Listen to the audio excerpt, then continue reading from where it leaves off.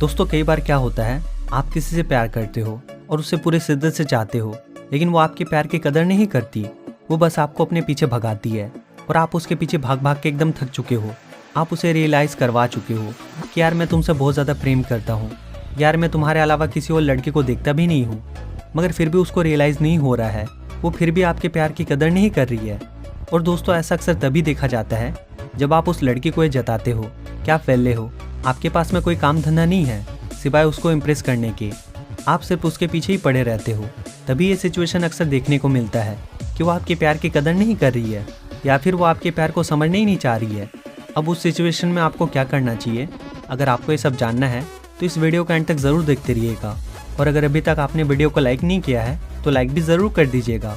तो चलिए शुरू करते हैं। तो बात करते हैं पॉइंट नंबर 1 की, कि क्यों वो आपके प्यार को समझना नहीं चाह रही है, क्यों वो आपके साथ में रिलेशनशिप स्टार्ट नहीं करना चाह रही है। क्योंकि अक्सर देखो होता क्या है कि अगर किसी इंसान के लाइफ में ऑलरेडी कोई ऐसा पार्टनर होता है जिसे वो बहुत ज़्यादा प्यार करती या फिर करता है, तो उस चीज़ को लेकर के भी वो एक बात सोचती है कि मैं उसे चीट नहीं कर सकती, इसलिए मुझे नया बॉयफ्रेंड नहीं चाहिए या फिर नया पार्टनर नहीं चाहिए। तो शायद हो सकता है इस वजह से आपको मना किया जा रहा हो। मगर ये तो बहुत कम देखा जाता है। अक्सर ये देखा जाता है कि मेरे पीछे तो वैसे ही जान छिड़कने वाले बहुत सारे बंदे हैं, मतलब कि गिनती ही नहीं है। अब गिनती मतलब 5 भी होते हैं तो बहुत होते हैं, क्योंकि अक्सर लड़कियों के पीछे तो भाई दिन भर में कम से कम नहीं भी तो 3 से 4 लड़के पड़े ही रहते हैं। और ये फैक्ट है मेरे भाई, क्योंकि उनका लुक जो होता है ना, वो बहुत ही अट्रैक्टिव होता है। जब भी वो बाहर निकलती है तो पूरा सज धज कर निकलती है। तो ऐसे में क्या होता है कि आपकी जो वैल्यू होती है ना, बहुत ही ज़्यादा डाउन हो जाती है, क्योंकि उसको बहुत सारे लड़के उस टाइम पर भाव दे रहे होते हैं और उसे ऐसा लगता है कि ये लड़का तो मेरे बिना मर ही जाएगा यार, ये लड़का तो मेरे पीछे एकदम पागल है, मेरे लिए दीवाना है। मतलब ऐसे लड़के किसे चाहिए? मेरे को तो नहीं चाहिए ऐसे लड़के जो मेरे पीछे इतना ज़्यादा भागता हो, जो मेरे पीछे इतना ज़्यादा बावला हो। तो भाई यहाँ पर यही गलती है आपकी कि आप उसके पीछे भाग रहे हो। आप जो है ना, उसको ये चीज़ दिखा रहे हो कि अगर वो आपके लाइफ में नहीं आई तो शायद आप मर जाओगे, पागल हो जाओगे, आप उसके बिना रह नहीं पाओगे। तो ये चीज़ पहले तो आपको स्टॉप करनी पड़ेगी। जी हाँ, आप उसे ये चीज़ समझाओ, जताओ, उसे ये चीज़ दिखाओ कि देखो मैं तुमसे प्यार करता हूँ पर तुम मुझसे प्यार नहीं करती। मैंने तुम्हें समझाया लेकिन तुम नहीं समझ रही। मैंने तुम्हें रियलाइज़ करवाया पर तुम रियलाइज़ नहीं कर रही। लेकिन अब बस बहुत हो गया, मैं तुम्हारे पीछे इतना ज़्यादा भाग नहीं सकता, तुम्हारे पीछे इतना ज़्यादा टाइम वेस्ट नहीं कर सकता। मेरे लाइफ के और भी बहुत सारे गोल्स है, विज़न है, तो मैं वो चीज़ों को ज़्यादा करना पसंद करूँगा, ना कि तुम्हारे पीछे भागना। क्योंकि अगर लाइफ में मैंने सक्सेस पा लिया, अगर लाइफ में कुछ अचीव कर लिया, तो तुम्हारे जैसे 36 लड़कियाँ मेरे पीछे आएंगी। आपको ये थॉट सबसे पहले उसके माइंड में डालनी है, क्योंकि ज़बरदस्ती आप किसी का प्यार पा नहीं सकते। इससे बढ़िया आप अपने आप को इम्प्रूव करो।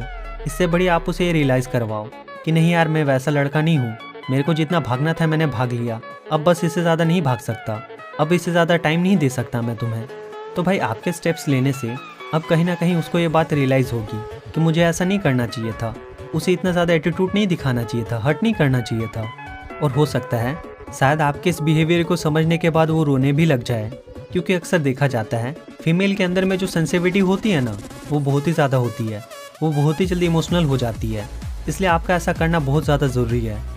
पॉइंट नंबर 2, अब जानते हैं कि आप पागल कैसे हो जाते हो उसकी याद में। ऐसा क्या रीज़न होता है जिसकी वजह से आप उसके बिना रह नहीं पाते हो?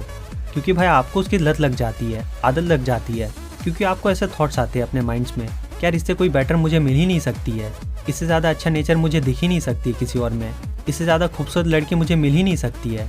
तो अब आपको एक बात समझ में आ रही है कि आप धीरे धीरे उस पर डिपेंडेंट होते जा रहे हो, धीरे धीरे आप उससे बहुत ही ज़्यादा उम्मीदें लगा रहे हो कि जो है यही है, इसके सामने तो मेरी कोई वैल्यू नहीं है, अगर ये लाइफ में आ जाए तो भैया मैं समझ लूँगा कि मुझे मेरा वरदान मिल गया।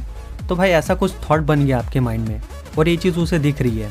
अब जब उसे ये चीज़ दिख रही है तो ये चीज़ भी समझ में आ रही है उसे कि ये बंदा तो पूरा डिपेंडेंट हो गया है मुझ पे, पूरा पागल हो गया है। तो यार मतलब मेरे को तो ऐसा बंदा चाहिए ही नहीं। क्यों नहीं चाहिए?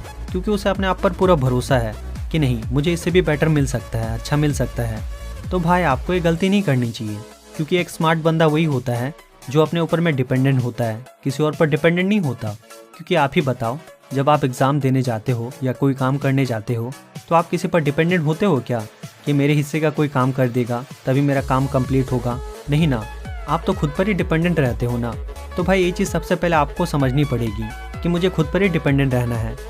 तो अब जानते हैं कि इस सिचुएशन में आपको क्या करना चाहिए, इसको अपने अंदर में अप्लाई कैसे करना चाहिए।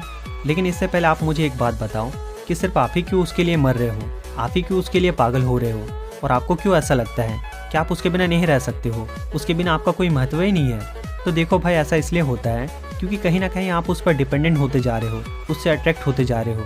उसकी कोई ना कोई चीज़ आपको बहुत ही ज़्यादा पसंद आ गई है, जिसकी वजह से आप सही से सोच नहीं पा रहे हो। जैसे कि उसका नेचर, उसका स्माइल, या फिर बात करने का तरीका, या उसके अंदाज आपको पसंद आ गए होंगे। तो इसके लिए आपने सोच लिया कि यही है जो मुझे हमेशा खुश रख सकती है, यही है जो मुझे हमेशा एंटरटेन कर सकती है, यही है जो मेरी पार्टनर बन सकती है। तो भाई सबसे पहले यही थॉट चेंज करो आप अपना, कि नहीं, ये भी औरों की तरह सिंपल लड़की है, ये भी कुछ ज़्यादा खास नहीं है। मैं इसके अलावा किसी और को भी सेट कर सकता हूँ, पटा सकता हूँ।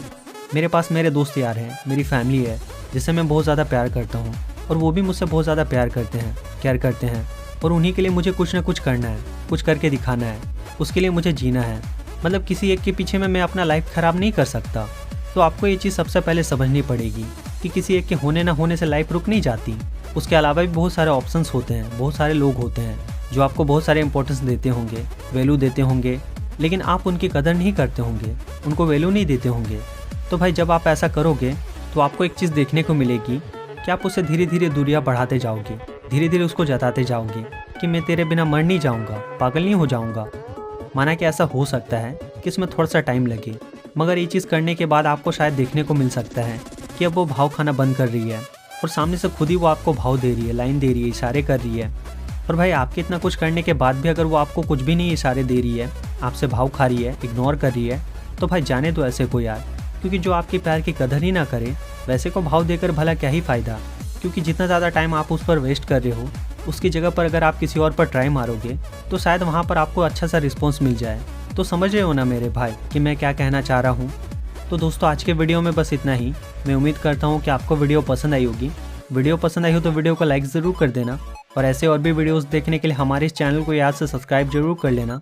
और अगर आपके मन में कोई भी डाउट या सवाल हो तो नीचे कमेंट करना, मैं आपकी पूरी हेल्प करूँगा। तो मैं मिलता हूँ आपसे हमारे अगले वीडियो में, तब तक के लिए बाय बाय, टेक केयर।